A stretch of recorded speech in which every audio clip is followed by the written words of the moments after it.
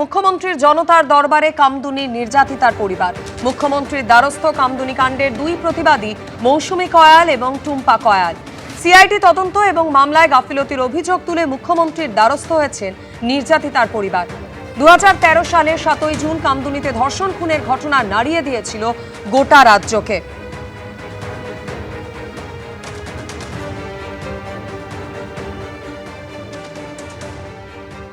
আমাদের কামদুনি তো 13 বছরের লড়াই। 13 বছরে বিগত সরকারের আমলে আমরা বিচার পাইনি।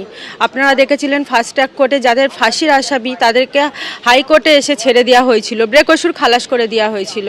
তো সেই সময় বিরোধী দলনেতা ছিলেন মাননীয় শ্রী শুভেন্দু অধিকারী মহাশয়। উনি আমাদের গ্রামেও গেছিলেন, মিছিলও করেছিলেন, মিটিংও করেছিলেন। তো উনি বলেছিলেন যখন সরকারে আসবো বিচার পাইয়ে দেব। সুপ্রিম কোর্টে সবাইকে ছেড়ে দেওয়া হলো, বেকসুর খালাস করে দেওয়া হলো, হাইকোর্টে বেকসুর খালাস করে দেওয়া হলো সবাইকে। তারপর শুভেন্দু অধিকারী কিন্তু আমাদের হাতটা শক্ত করে ধরেছিল এবং সুপ্রিম কোর্টের সমস্ত উকিলের ব্যবস্থা উনি করে দিয়েছিলেন। সুপ্রিম কোর্টে কেসটা বিচারাধীন চলছে। তো আজ আমরা আবার বিচারের জন্যই, বিচারের দাবিতেই, যেহেতু নতুন সরকার এসছে, আমাদের আবার দাবি যে আমরা যেন বিচার পাই এবং কামদুনির ফাইল পুনরায় খোলা হোক। মাত্র দাবি, আমরা বিচার চাই। বিগত সরকারের আমলে বিচার পাইনি, এই সরকার যেন কামদুনিবাসীর বিচার পাইয়ে দেন। প্রত্যেক সপ্তাহে মুখ্যমন্ত্রীর এই জনতার দরবার কর্মসূচিতে রাজ্যের বিভিন্ন প্রান্ত থেকে সমাজের সর্বস্তরের মানুষরা নিজেদের অভাব, অভিযোগ, সমস্যার কথা তুলে ধরতে আসেন। আর আজ মুখ্যমন্ত্রীর জনতার দরবারে কামদুনি নির্যাতিতার পরিবার। মুখ্যমন্ত্রীর দ্বারস্থ কামদুনি কাণ্ডের দুই প্রতিবাদী মৌসুমী কয়াল এবং টুম্পা কয়াল। মৌসুমী কয়ালের বক্তব্য আপনারা শুনলেন, এবার শোনাবো টুম্পা কয়ালের বক্তব্য। মুখ্যমন্ত্রী বারুইপুরে গিয়ে বলেছেন যে আইনি দিক থেকে আমাদের সরকার সাহায্য করবেন এবং সরকারি আইনজীবীদের দিয়ে আমাদের পুনরায় সুপ্রিম কোর্টে মামলাটা দেখবেন।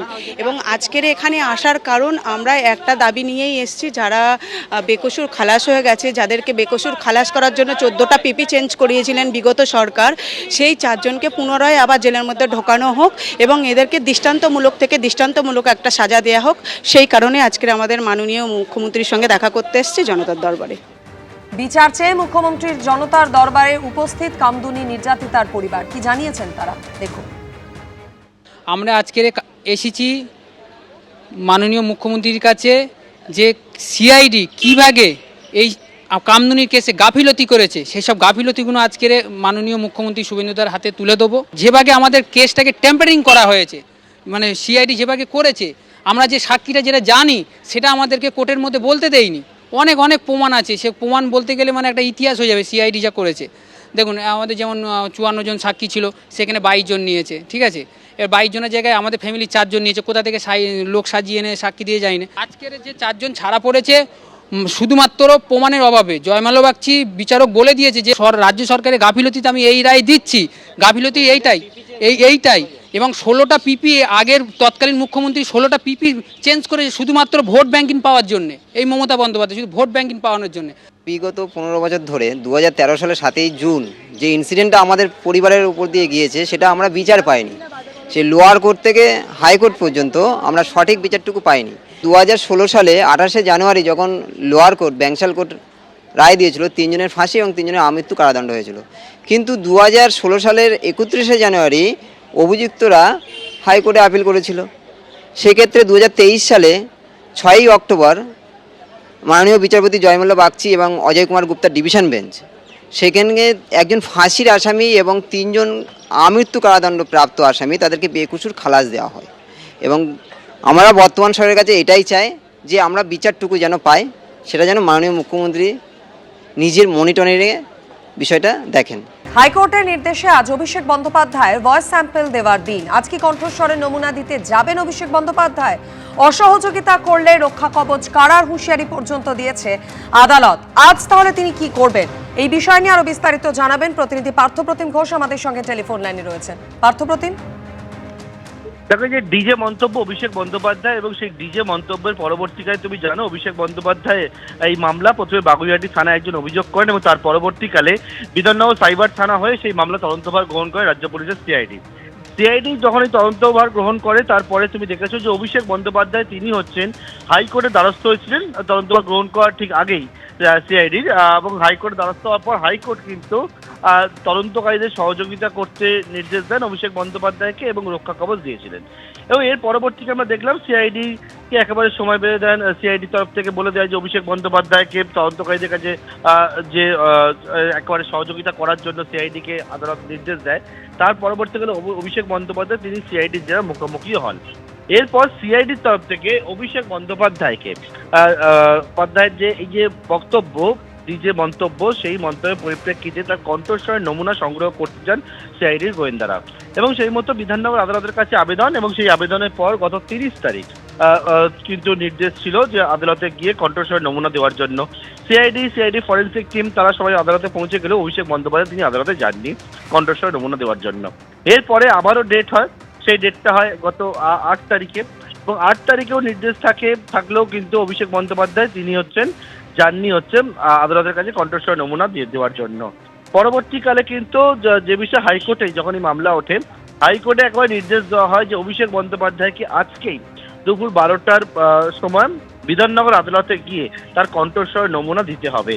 এবং এর পাশাপাশি এটাও হাইকোর্ট বলে পর্যবেক্ষণে যে যদি না দেন বা অসহযোগিতা করেন তাহলে কিন্তু তার যে রক্ষা কবচ সেটাও কেড়ে নেওয়ার একটা হুঁশিয়ারি পর্যন্ত দেওয়া হয়। অভিষেক বন্দ্যোপাধ্যায় দুপুর 12টার সময় বিধাননগর আদালতে যাওয়ার কথা, এবং সেক্ষেত্রে একেবারে নিরাপত্তা সংক্রান্ত বিষয় তার আইনজীবীরা বলেন যাতে ডিম না ছোড়া হয় অভিষেক বন্দ্যোপাধ্যায়কে, সেই বিষয়টাও কিন্তু আদালতের সামনে তার আইনজীবীরা জানিয়েছিলেন। এবং আজকে দুপুর 12টার সময় অভিষেক বন্দ্যোপাধ্যায় কণ্ঠস্বর নমুনা দেওয়ার কথা। এখন দেখার বিষয় অভিষেক বন্দ্যোপাধ্যায় যান কিনা বা পরবর্তীকালে কোন পর্যায়ে যায়। এই যে মামলা কণ্ঠস্বর নমুনা, সেই সংক্রান্ত বিষয় ইতিমধ্যে তুমি দেখেছিলে যে আদালতে অভিষেক বন্দ্যোপাধ্যায়ের তরফ থেকে যে আবেদন জানানো হয়েছিল যে যে মন্তব্যের কথা বলা হচ্ছে সেই মন্তব্য তারই, তাহলে কণ্ঠস্বরের কি প্রয়োজন রয়েছে। এর পরিপ্রেক্ষিতে আদালত একবারে জানায় যে যদি কেউ কোনো রকমভাবে কোনো খুন করে যদি অভিযুক্ত বলে যে আমি খুন করি তাহলে কি পুলিশ তদন্ত করবে না, এই মন্তব্যও কিন্তু আদালতকে করতে দেখা যায়। অর্থাৎ কণ্ঠস্বর নমুনা দিতেই হবে অভিষেক বন্দ্যোপাধ্যায়কে, সেই নির্দেশ কিন্তু দিয়েছে আদালত। এবং আজকে দুপুর 12টার সময় বিধাননগর আদালতে অভিষেক বন্দ্যোপাধ্যায়ের কণ্ঠস্বর নেওয়ার জন্য একেবারে সময়সীমা সেটা ঠিক হয়েছে। সিআইডি সূত্রে খবর, সিআইডির যারা তদন্তকারী অফিসার থেকে শুরু করে ফরেন্সিক টিম তারা কিছুক্ষণের মধ্যে আদালতে পৌঁছে যাবেন। অভিষেক বন্দ্যোপাধ্যায় আদালতে যান কিনা সেটা এখন দেখার বিষয়। অবশ্যই সেদিকে আমাদের নজর থাকবে। পার্থপ্রতিম, তুমি আমাদের সঙ্গে থাকো। যে মন্তব্যের কারণে এই ভোট প্রচারে বারবার ডিজে বাজানো নিয়ে হুঁশিয়ারি দিতে শোনা যায় অভিষেক বন্দ্যোপাধ্যায়কে, কি বলেছিলেন তিনি শোনাবো। 4 তারিখ মমতা বন্দ্যোপাধ্যায় যতই উদার হোক, আরামবাগের স্টিয়ারিং আমার হাতে থাকবে। ডিজে তো বাজবেই, এমন জোরে বাজবে কান ঝালাফালা করে দেবো। 4 তারিখ জবাব হবে। মমতা ব্যানার্জির উদারতা, অনেক উদারতা হয়েছে। 4 তারিখ ফল ঘোষণা হবে, রবীন্দ্রসঙ্গীতের সাথে ডিজেও বাজবে, এবার বলে দিয়ে গেলাম। যারা মানুষের প্রতি অবিচার করেছে, মানুষকে অপমানিত করেছে, তাদের জন্য এবার রবীন্দ্রসঙ্গীত না, এবার 4 তারিখ ডিজে বাজবে। তৈরি থাকো। 4 তারিখ সন্ধে অবধি অপেক্ষা করতে হবে না, 1টার পর থেকে ডিজে বাজবে রবীন্দ্রসঙ্গীতের সুরে। কে কত বড় নেতা আমি তালিকা তৈরি করে রেখেছি, ব্লক ধরে ধরে, পঞ্চায়েত ধরে ধরে সুদে আসলে হিসেব হবে। 4 তারিখ কিন্তু রবীন্দ্রসঙ্গীতের সাথে ডিজে বাজবে। মনোযোগ দিয়ে আমার কথা শুনবে। 16, 17, 18, 19 যদি কোনো বিজেপির নেতা ইআরও অফিসে ফর্ম জমা দিতে আসে 10টার বেশি, তাহলে রবীন্দ্রসঙ্গীতের সাথে একটু ডিজেও বাজিয়ে দিয়ে ডিজেও শুনিয়ে দেবে। এই ডিজে মন্তব্য মামলায় এর আগেও দুবার বলা হলে অভিষেক বন্দ্যোপাধ্যায় তিনি কণ্ঠস্বরের নমুনা দেননি। আজকে তিনি হাজিরা দেবেন বিধাননগর আদালতে। বিধাননগর আদালতেই বা এই মুহূর্তে প্রস্তুতির ছবিটা কিরকম, নিরাপত্তার কি ব্যবস্থা, আরো বিস্তারিত জানাবেন প্রতিনিধি ময়ূক ঠাকুর চক্রবর্তী, সরাসরি রয়েছেন আমাদের সঙ্গে। ময়ূক, এই মুহূর্তে বিধাননগর আদালতের সামনে ঠিক কি ছবি দেখতে পাচ্ছ, নিরাপত্তার কি ব্যবস্থা, অভিষেক বন্দ্যোপাধ্যায় কি আজ যাবেন?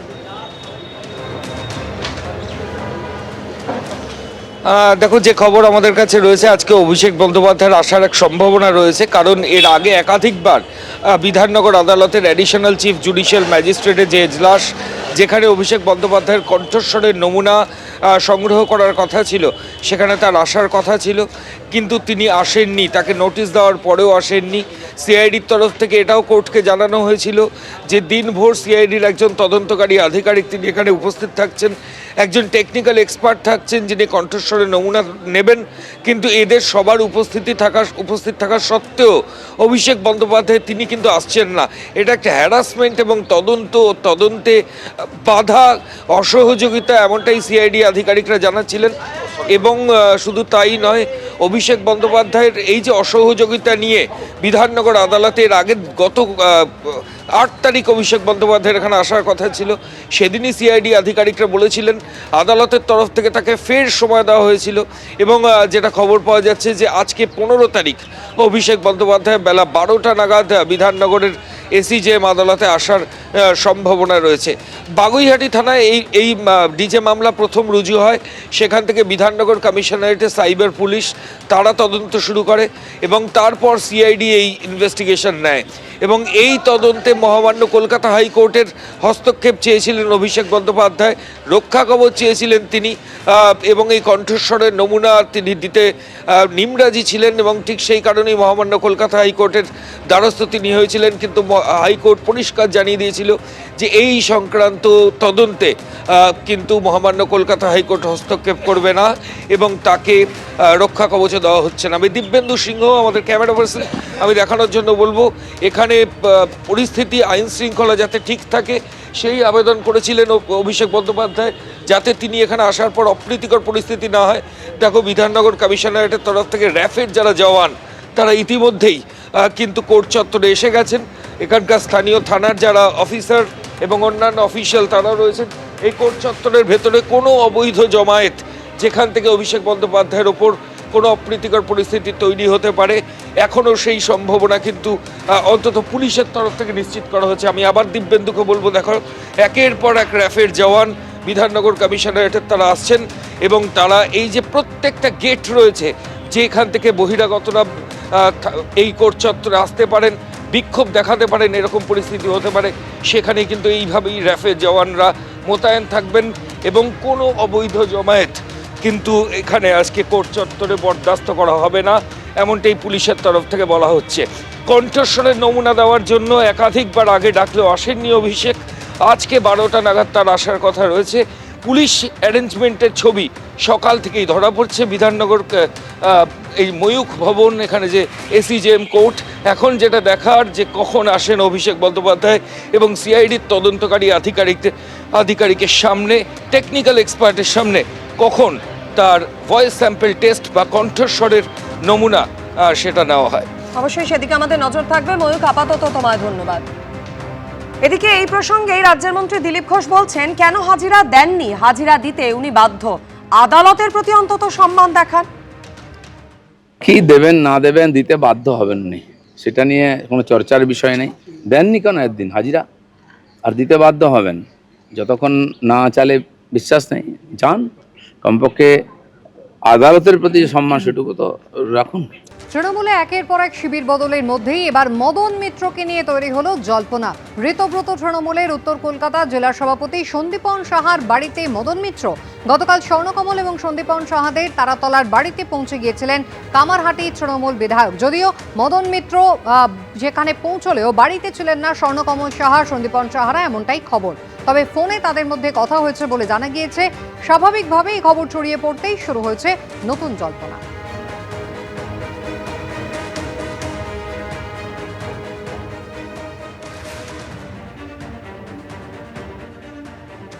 আগে উনি ইডির কাছে যান, সন্দীপন সাহা ওকে বাঁচাতে পারবেন না, মন্তব্য করেছেন পঞ্চায়েত মন্ত্রী দিলীপ ঘোষ। কালকে রাত্রে গেছিলেন একবার মদন মিত্র, দেখা হয়নি। আগে তো ইডির অফিসারদের সঙ্গে দেখা করুন, তারপর সন্দীপন সাহা তো বাঁচাতে পারবে না। ইডি যদি ক্লিন চিট দেয় তখন সম্ভাবনা আছে। কে ভালো তৃণমূল, কে খারাপ তৃণমূল, এটা নিয়ে আমাদের কোনো মাথা ব্যথা নেই, আমাদের সার্টিফিকেট দেওয়ার দরকার নেই। কিন্তু যারা এই ধরনের দুর্নীতি বা দুষ্কৃত কার্যের সঙ্গে যুক্ত আছে তাদের বিরুদ্ধে আইনি আর প্রক্রিয়া শুরু হচ্ছে। সে কে কোন পার্টিতে আছে, কোথায় আছে, এত হাজার হাজার লোকের কাছে নোটিশ গেছে, ব্যবসায়ীদের কাছে নোটিশ গেছে, তারা পার্টির জন্য নয়, তারা বেআইনি কাজ করেছে, তার তদন্ত হচ্ছে, তাকে সহযোগিতা করা উচিত। পুরনিয়োগ দুর্নীতি মামলায় ইতিমধ্যেই ডাক পেয়েছেন মদন মিত্র স্ত্রী এবং 2 ছেলে। তাদেরকে 22 এবং 23 জুলাই সিজো কমপ্লেক্সে হাজিরা দিতে বলা হয়েছে। অন্যদিকে ইডি চার্জশিটে সুজিত বসু এবং ফিরহাদ হাকিম সম্পর্কে তুলে ধরা হয়েছে চাঞ্চল্যকর তথ্য। পুরনিয়োগ দুর্নীতি মামলায় আগেই কালীঘাটপন্থী তৃণমূল বিধায়ক মদন মিত্রর একাধিক ঠিকানায় হানা দিয়েছে ইডি। এবার কেন্দ্রীয় এজেন্সি স্ক্যানারে কামারহাটি তৃণমূল বিধায়ক ও প্রাক্তন মন্ত্রী মদন মিত্র স্ত্রী অর্চনা মিত্র এবং তাদের 2 ছেলে স্বরূপ মিত্র এবং শুভরূপ মিত্র। ইডি সূত্রে খবর, তাদেরকে 22 ও 23 জুলাই ব্যাংকের নথিপত্র নিয়ে সিজিও কমপ্লেক্সে হাজিরা দিতে বলা হয়েছে। তীব্র নিন্দা করি।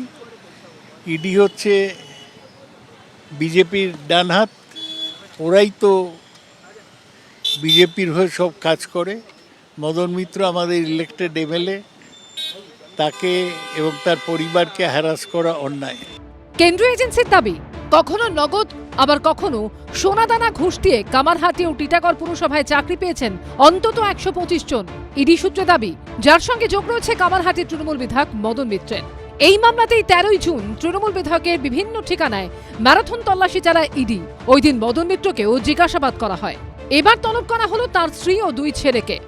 পুরনিয়োগ দুর্নীতি মামলায় যে বাড়ির সামনে আমরা দাঁড়িয়ে রয়েছি, এই বাড়িতে এর আগেও এসে তল্লাশি অভিযান চালানো হয় ইডির তরফ থেকে। এই বাড়ি হচ্ছে মদন মিত্রর ভবানীপুরের বাড়ি। প্রায় 125 জনের নিয়োগ সংক্রান্ত বিষয়ে তথ্য জানার জন্যই তদন্তকারী আধিকারিকরা এবার মদন মিত্র স্ত্রী 2 ছেলেকে ব্যাংকের নথি সহ বেশ কিছু নথি নিয়ে সিজিও কমপ্লেক্সে ইডির দপ্তরে হাজির হতে জানিয়েছে। ভয়ের পরিবেশ তৈরি করা হচ্ছে। ভয় আউট বলেছিলেন না, ভয় 4 ডবল বেড়ে গেছে পশ্চিমবাংলা। শীতপোতর দিকে যারা গেছে তাদের বিরুদ্ধে মুখ্যমন্ত্রী নিজে অ্যাকশনের কথা ঘোষণা করেছেন।